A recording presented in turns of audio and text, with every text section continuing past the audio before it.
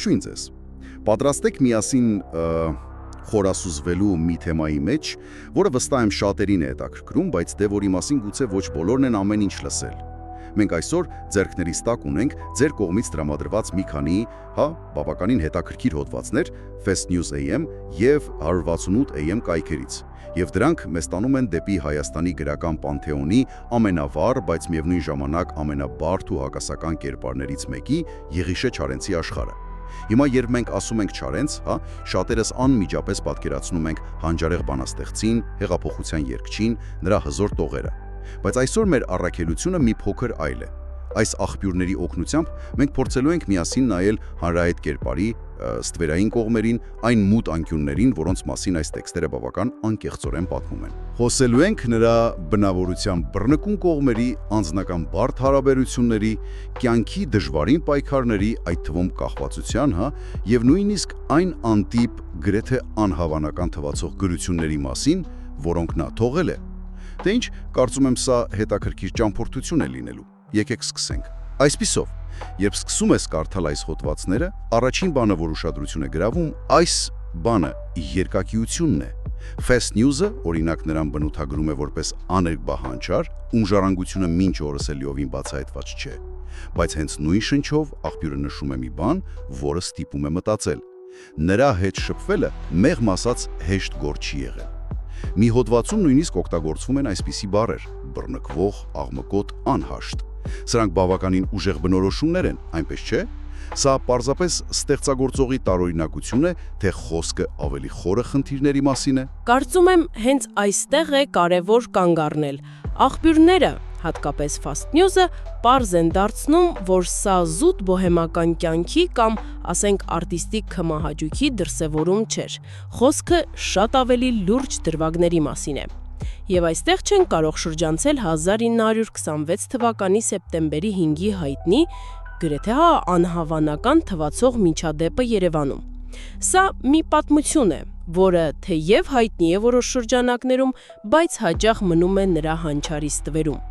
Սակայն այն շատ բան է ասում նրա բնավորության բարդության, գուցե նաև վտանգավոր կողմերի մասին։ Նայո այդ կրակոցների պատմությունը։ Պատկերացրեք իրավիճակը Չարենցը, այդ ժամանակ արդեն ճանաչված բանաստեղծ, սիրահարված է 17-ամյա մի աղջկա Մարիաննա Այվազյանին։ Նա հայտնի երգահան Արտեմի Այվազյանի քույրն էր, եւ երբ աղջիկը մերժում է նրան, ինչ է անում Չարենցը։ Նա ըստ աղբյուրների ուղղակի 2 անգամ կրակում է աղջկա վրա։ Հիմա բարեբախտաբար։ Բարեբախտաբար, ինչպես նշվում է, Մարիաննան միայն թեթև վնասվածք է ստանում ոտքից, բայց մտածեք մի բան։ Բանաստեղծը կրակում է երիտասարդ աղջկա վրա մերժման համար։ Սա ուղղակի աներևակայելի է։ Եվ բնականաբար այսպիսի արարքը չէր կարող անհետևանք մնալ այն ժամանակվա Երևանում։ Ճիշտ այդպես։ Սա հասարակական մեծ աղմուկ է բարձրացնում։ Նրա դեմ քրեական գործ է հարուցվում, եւ նա ձերբակալվում է։ Դատավարությունը բավական արագ է տեղի ունենում, եւ նրանց սկզբում դատապարտում են 8 տարվա ազատազրկման։ Սակայն, ինչպես հաճախ պատահում էր այդ տարիներին, հատկապես հայտնի մարդկանց հետ, նույն դատական նիստում պատժաչափը զգալիորեն մեղմացվում է, հասցվելով 3 տարվա։ Նրան տեղափոխում են Երևանի ուղիղ տուն, այսինքն բանտ, եւ հենց տեղ նրա կյանքի այս ծանր շրջանում տեղի է ունենում մեկ այլ ողբերգություն։ 1927 թվականի հունվարի 1-ի գիշերը մահանում է նրա առաջին կինը, Արփենիկ Տեր-Աստվածատրյանը։ Արփենիկը Մահվան պատճառը ըստ աղբյուրների արտաարգանդային հղիության բարդություններն էին։ Սա անկասկած կրկնակի հարված էր եւ բանտարկություն, եւ սիրելի կնոջ կորուստ։ Պատկերացնելն անգամ դժվար է, թե ինչպիսի հոգեվիճակում կարող էր լինել նա։ Հետաքրքիր է, որ նրան 7-օրյա արձակուրդ են տալիս բանդից կնոջ մահվան կապակցությամբ, տալիս են։ Իսկ նույն 1927 թվականին նրա դեմ հարուցված գործն էլ կարճվում է եւ նա ազատ է արձակվում։ Այսպիսով բանտային փորձառությունը տևում է մի քանի ամիս, բայց դրա հետքերը կարծես շատ ավելի խորն են լինում։ Եվ այստեղից շատ տրամաբանական է անցում կատարել նրա անձնական հարաբերությունների թեմային, որովհետև այստեղ էլ, ինչպես երևում է աղբյուրներից, ամեն ինչ շատ բարդ է եղել։ Fast News-ի հոդվածը բավական ուղիղ ձևով նշում է, որ Չարենցի ժամանակակիցների շրջանում շատ են խոսել նրա այսպես կոչված կնամոլության մասին։ Եվ ուշադրություն դարձրեք այն միջադեպը, որի մասին մենք հենց նոր խոսեցինք, կրակոցները 17-ամյա Մարիաննայի ուղղությամբ տեղի ունեցել այն ժամանակ, երբ նա արդեն ամուսնացած էր Արփենիկի հետ։ Սա, իհարկե, բարոյական տեսանկյունից շատ հարցեր է առաջացնում նրա կերպարի վերաբերյալ, այնպես չէ՞։ Անշուշտ։ Եվ Fast News-ը նույնիսկ չի սահմանափակվում ընդհանուր ձևակերպումներով։ Հոդվածում թվարկվում են մի շարք կանանց անուններ, որոնք ըստ աղբյուրի տարբեր ժամանակներում կապված են եղել Չարենցի հետ։ Հիշատակվում են Աստղիկ Խոնդաղչյանը, Կարինե Քոտանջյանը, Ոմն Լելի, Արմենուհի Տիգրանյանը, Նվարդ Ալիխանյանը, Մարիաննա Այվազյանը, դե որի մասին արդեն խոսեցինք, Լուսի Թարայանը, Ռիչի Դոստյանը, դերասանուհի Արուս Ոսկանյանը։ Բավական երկար ցուցակ է։ Հա, ցուցակը բավականին տպավորիչ է, սակայն եւ սա չափազանց կարևոր է, նույն աղբյուրը միանգամայն հստակ ընդգծում է Արփենիկի բացառիկ, գրեթե սրբացված տեղը Չարենցի կյանքում։ Հիշեցնում է այն հայտնի փաստը, որ հենց Արփենիկի անունն ու նրա մահվան տարեթիվն է 1927 երկրորդ Չարենցը դաժել իր կրծքավանդակին, ուղիղ սրտի մոտ։ Այո։ Եվ տարիներ անց իր դուստրերից մեկին նա անվանակոչել է հենց Արփենիկ։ Սա խոսում է մի անհավանական, խորը, չնայած ամեն ինչին չխախտվող կապի մասին։ Կարծես թե այդ փոթորկոտ բազմաթիվ սիրային պատմություններով լի կյանքի մեջ կար մի հանգրվան, մի անուն, որն անջնջելի էր։ Արփենիկի ողբերգական մահից 4 տարի անց 1931 թվականին Չարենցը կրկին ամուսնանում է։ Նրա երկրորդ կինն է դառնում իրենից բավական երիտասարդ 22-ամյա Իզաբելլա Նյազովանը։ Այս ամուսնությունից նրանք ունենում են 2 դուստր։ Արփենիկը ում տանը Արփիկ էին ասում եւ Անահիտը։ Այսպիսով մենք տեսնում ենք մի կյանք, որը լի է ամեն ինչով՝ բուրն սիրով ու կրքով, անասելի կորստով ու ցավով։ Հակասություններով։ Հա, անսպասելի շրջադարձերով եւ այո, բազմաթիվ ներքին ու արտաքին հակասություններով։ Եվ գիտեք, միգուցե հենց այս ամբողջ բարդ խառնուրդն է, այս հակասություններն են այն հունքը, որից ծնվել է այն պոեզիան, որը մենք այդքան գնահատում ենք։ Բայց պատմությունը դեռ չի ավարտվել, որովհետև այստեղ մենք հասնում ենք մի կետի, որը թերևս ամենածանրն ու ամենամութն է այս պատմության մեջ։ Երկու աղբյուրն էլ, եւ Fast News-ը եւ 168 AM-ը, բավական մանրամասն անդրադառնում են Չարենցի կախվածության խնդրին։ Սա մի թեմա է, որի մասին գուցե լսել եք, բայց 168 AM-ի հոդվածը մեզ տալիս է շատ կոնկրետ, գրեթե վավերագրական պատմություն, հիմնված մեկի վրա, ով շատ մոտ է եղել Չարենցին, նրան կերոջ ճարտարապետ Միքայել Մազմանյանի հուշերի վրա։ Սա արդեն ոչ թե ենթադրություն է, այլ առաջին ձեռքից ստացված, թեև ցավալի վկայություն։ Այո, Մազմանյանի հուշերը, որոնք մեջբերվում են 168 AM-ում, իսկապես ցնցող են իրենց անկեղծությամբ։ Նա պատմում է 1929 թվականի մասին, երբ Չարենցը Մոսկվայում երիկամի վիրահատության է ենթարկվել։ Վիրահատությունը ըստ երևույթին բարդ է եղել, եւ հետ վիրահատական շրջանում նա ուժեղ ցավեր է ունեցել։ Բժիշկները, ինչպես ընդունված է նման դեպքերում, ցավը մեղմելու համար նրան մորֆի են ներարկել։ Եվ ահա, ըստ Մազմանյանի վկայության, տեղի է ունեցել ճակատագրական շրջադարձ։ Չարենցին դուր է եկել մորֆիի ազդեցությունը, այն թմրեցնող, ցավը մոռացնող վիճակը, որ այն առաջացնում էր։ Ախր Այնքան է դուր եկել, որ նա, ըստ Մազմանյանի, նույնիսկ սկսել է ձևացնել, թե դեռ շատ ուժեղ ցավեր ունի, որպեսզի բժիշկները շարունակեն ներարկումները։ Այդպես սկսվեց Չարենցի ընկերությունը մորֆիի հետ, այսպես է գրում Մազմանյանը, բառեր, որոնք, հա, սարսուր են առաջացնում։ Սա ուղղակի սարսափելի է պատկերացնել գիտակցաբար մտնել այդ ծուղակը, եւ նույն հուշերից երևում է, որ Չարենցը հետագայում հասկացել է, թե ինչ կործանարար ազդեցություն ունի մորֆին իր օրգանիզմի իր կամքի վրա, բայց արդեն ուշ էր, նա արդեն ընտելացել էր, կախվան մեջ էր ընկել եւ չէր կարողանում կամ չէր ուզում թողնել։ Հետաքրքիր է, որ ըստ Մազմանյանի նա նույնիսկ փորձել է ինչ-որ չափով արդարացնել իրեն, օրինակ բերելով այլ հայտնի գրողների։ Հա, ինչպես Վալերի Բրյուսովն է։ Այո, ովքեր նույնպես հայտնի են եղել թմրանյութերի օգտագործմամբ։ Կարծես թե սա մի տեսակ մխիթարություն էր իր համար։ Fast News-ն էլ իր կողմից հավելում է, որ այս տանջալի կախվածությունը տևել է մոտ 7 տարի, եւ նկարագրում է մի շատ տխուր տեսարան։ Ասում են նա երբեմն ցուցադրաբար պատուանից դուրս էր նետում մորֆի ամպուլաները, երևի թե ներքին պորտկումի պահին։ Ներքին պայքարի պահին։ Հա, բայց հետո չէր դիմանում։ Իջնում էր բակ եւ գտնում դրանք։ Սա մի անհավանական ներքին պայքարի, մի հուսահատության պատկեր է, որում նա ցավոք հաճախ պարտվում էր։ Այստեղ իսկապես շատ հետաքրքիր միտք է առաջ քաշում 168 քեթ AM-ի հոդվածագիրը, փորձելով կապ գտնել այս կախվածության եւ Չարենցի ավելի վաղ կյանքի դրվագների միջև։ Թեև Մազմանյանի հուշերի համաձայն մորֆիի հետ անմիջական ծանոթությունը տեղի է ունեցել 1929 թվականին, բժշկական միջամտության հետևանքով 168 քեթ AM-ը ուշադրություն է հրավիրում դեպի 1926 թվականը։ Հա, բանդի տարիները։ Հիշում եք այն ժամանակ, երբ նա կրակոցների միջադեպից հետո մի քանի ամիս անցկացրեց Երևանի ուղիղ տանը։ Հենց այդ շրջանին է վերաբերում նրա հայտնի Երևանի ուղիղ տնից գրվածքը։ Եվ ինչ է նա նկարագրում այնտեղ։ Նա շատ մանրամասն պատկերում է բանտարկյալներին, ովքեր օգտագործում էին անաշա։ Այդ անաշան Աղբյուրը պարզաբանում է, որ դա հավանաբար ափիոնի կամ հաշիշի նման մի բան էր։ Եվ Չարենցը նկարագրում է դրա քայքայիչ, հիմարացնող հետևանքները՝ կամքի կորուստ, տեսողության թուլացում, մարդու անկում։ Այսինքն ստացվում է մի հետաքրքիր պատկեր։ Թեև մորֆին նրա կյանք մտավ բժշկական ճանապարհով 1929-ին, բայց թմրամիջոցների գաղափարի, դրանց ազդեցության, մարդու վրա դրանց կործանարար հետևանքների մասին նա ոչ միայն տեղյակ է եղել, Այլև դիտարկել է։ այո, այլև ինքն է դրանք մանրամասն դիտարկել ու նկարագրել առնվազն 3 տարի առաջ իր բանտային փորձառության ընթացքում։ Արդյոք սա կարող էր ինչ-որ դեր խաղալ հետագա կախվածության ձևավորման մեջ։ 168 կետեյեմի հեղինակը հենց այդպիսի զգույշ ենթադրություն է անում։ Նա զուգահեռներ է անցկացնում, նշելով, թե որքան խոր է եւ երբեմն անկանխատեսելի կարող է լինել բանտային միջավայրի ազդեցությունը մարդու, հատկապես զգայուն հոգեկերտվածք ունեցող գրողի վրա։ Որպես դասական օրինակ, բերվում է Ֆյոդոր Դոստոևսկին, ով Չարենցի սիրելի գրողներից էր։ Այո, Դոստոևսկին։ Դոստոևսկու աքսորի տարիները, տաժանակիրների հետ շփումը, նրանց պատմությունները դարձան նրա մեծագույն գործերի, ինչպես ոճիր եւ պատիժի հիմքը։ Այսպիսով, հոդվածագիրը ենթադրում է, որ այն, ինչ Չարենցը տեսել ու նկարագրել է 1926 թվականին բանտում, գուցե ստեղծել է ինչ-որ նախադրյալ։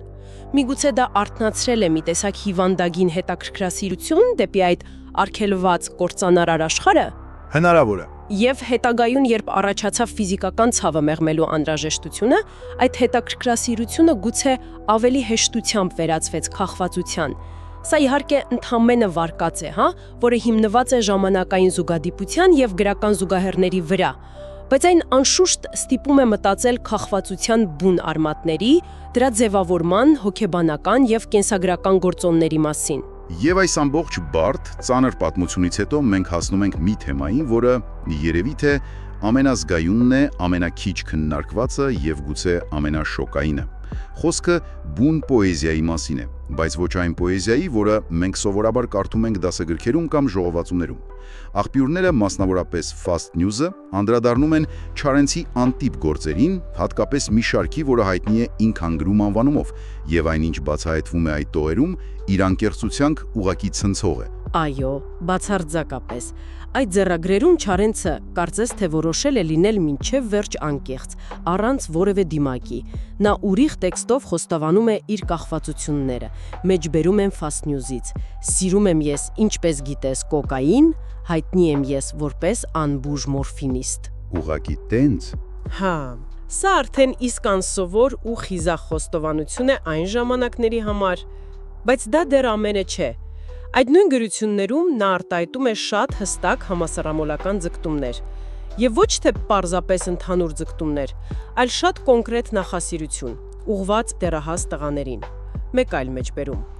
14-ից մինչև 15 տարեկան։ Այդ տարիքային շեմը նշել է։ Հա, հենց այդպես։ Նա այս սերը պատանու նկատմամբ բացահայտորեն ավելի բարձր է դասում կանանց հետ ունեցած հարաբերություններից։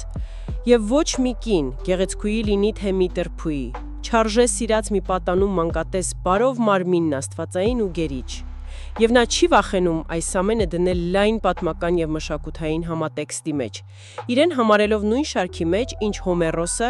Գյոթեն, Օսկար Վայլդը, Լեոնարդո դա Վինչին եւ գեղագետ Վինքելմանը։ Հենց այդ նույն տողերում, ինչպես նշում է Fast News-ը, նա իրեն անվանում է վերջին Հելլեն կոմունիզմի այս դարում, վերջին էստետ աղբանոցյալ Պառնասում։ Սա ոչ միայն անձնական խոստովանություն է, այլև բացահայտ մարտահրավեր այն ժամանակվա խորհրդային գաղափարախոսությանը, պուրիտանական բարոյականությանը, հասարակական նորմերին։ Հենց այդպես։ Նա հակադրում է այս արևոտ աստվածային պատանուսերը օրինական թույլատրված մաքուր սիրուն ամուսնական անկողնուն,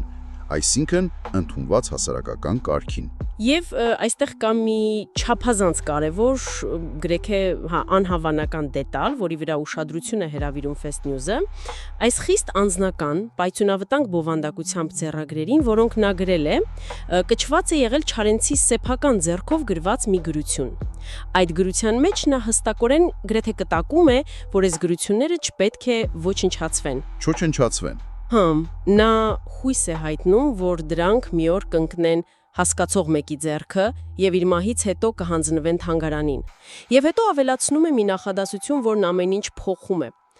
Լավ է հանձնել ուր լինի անգամ իմ կյանքի օրով, իմանալով, որ սրանք ինձ կկորցնեն, քան ոչնչացնել։ Անհավատալի է։ Պատկերացնում եք, նա լիովին գիտակցում էր, թե ինչպիսի վտանգ են ներկայացնում այս տեքստերը իր համար 1930-ականների խորհրդային միությունում։ Նա գիտեր, որ դրանք կարող են իրեն կորցնել, այսինքն հանգեցնել ձերբակալության, գուցե նույնիսկ մահվան։ Բայց այնուամենայնիվ նրա համար այս տեքստերի պահպանումը, այս ճշմարտության արձանադրումն ավելի արժեքավոր էր, քան սեփական անվտանգությունը, հեղինակությունը կամ նույնիսկ կյանքը։ Այսպիսով մենք անցանք մի շարք շատ բարդ, երբեմն ցնցող դրվագներով, բռնկվող անհաշտ բնավորություն, ողբերգական միջադեպ կրակոցներով, բանտարկությամբ, բարդ ու բազմաշերտ սիրային պատմություններ, Կախվածությունը։